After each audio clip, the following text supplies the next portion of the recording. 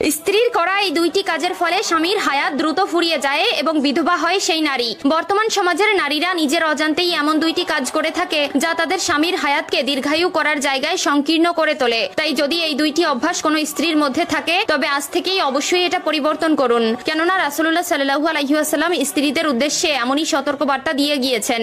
একজন স্ত্রীর কর্মফলের কারণে যেমন তার স্বামীর রিজিকে বরকত আসে, হায়াত বাড়িয়ে, ঠিক তেমনি একজন স্ত্রীর জন্যই সেই স্বামী নিঃস্ব হয় এবং দ্রুত মৃত্যুবরণ করে। তাই আজকে আমরা এমন দুইটি কাজ সম্পর্কে আলোচনা করব যে কাজ দুইটির ফলে দিনের পর দিন কমে আসছে স্বামীদের আয়ু। প্রিয় দর্শক, আপনি যদি প্রিয় নবী সাল্লাল্লাহু আলাইহি ওয়াসাল্লামকে শেষ নবী হিসাবে বিশ্বাস করে থাকেন তবে অবশ্যই আলহামদুলিল্লাহ লিখে কমেন্ট করবেন, এবং যারা এরূপ বিশ্বাস করে না তারা বুঝে নিবেন তাদের ইমানের ঘাটতি আছে। কেননা রাসূলুল্লাহ সাল্লাল্লাহু আলাইহি ওয়াসাল্লামকে ভালোবাসলে এবং তার আদেশ নিষেধ মেনে চললে তার জন্য রাসূলের শাফায়াত ওয়াজিব হয়ে যাবে। তাই অবশ্যই ভিডিওটি শেষ পর্যন্ত দেখবেন এবং শেয়ার করার মাধ্যমে সকল মা বোনদেরকে সতর্ক করে দিবেন, যাতে করে এই দুইটি অভ্যাস যে সকল মা বোনদের মধ্যে এখনো বিদ্যমান তারা নিজেদেরকে শুধরে নিতে পারে। প্রিয় দর্শক, স্বামী স্ত্রীর সম্পর্ক শুধু দুনিয়া পর্যন্ত নয়, এই সম্পর্ক আল্লাহর জান্নাত পর্যন্ত।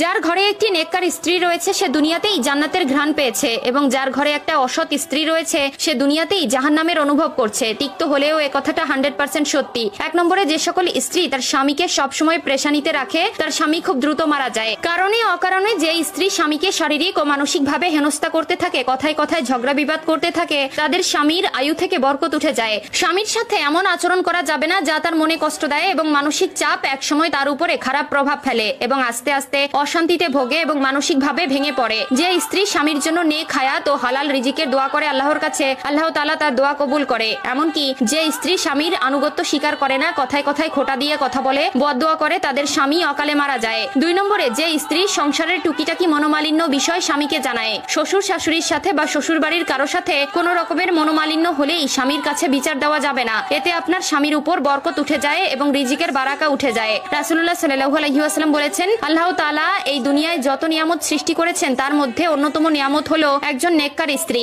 নেককার স্ত্রী হলো সেই স্ত্রী যার মধ্যে ধৈর্য ও দিনদারিতা রয়েছে। সুতরাং যে স্ত্রী যত বেশি ধৈর্যশীল সেই স্ত্রী তার স্বামীর জন্য তত বড় নিয়ামত ও বরকত। একজন ধৈর্যশীল স্ত্রী পারে পরিবারের ছোটখাটো বিষয় নিয়ে তার স্বামীকে না জানিয়ে নিজেই কন্ট্রোল করার ক্ষমতা রাখার। একজন ধৈর্যশীল ও উত্তম স্ত্রী জানে কোন কথা স্বামীকে বলতে হয় আর কোন কথা বলা উচিত নয়। একজন ধৈর্যশীল ও নেককার স্ত্রী জানে স্বামীর ভালোর জন্য কি করা উচিত আর কি করা উচিত নয়। ছোটখাটো বিষয়ে স্বামীকে জানানো হলে সেটা নিয়ে স্বামী মানসিকভাবে চিন্তাগ্রস্ত হবে, হয়তো ঝামেলা বাড়বে, নয়তো নিজের ভিতরে কষ্ট চেপে রাখবে, না পারবে নিজের স্ত্রীকে কিছু বলতে, না পারবে নিজের পরিবারের কাউকে কিছু বলতে। তাই অবশ্যই মা বোনদের উচিত ধৈর্যশীল ও নেককার হওয়া।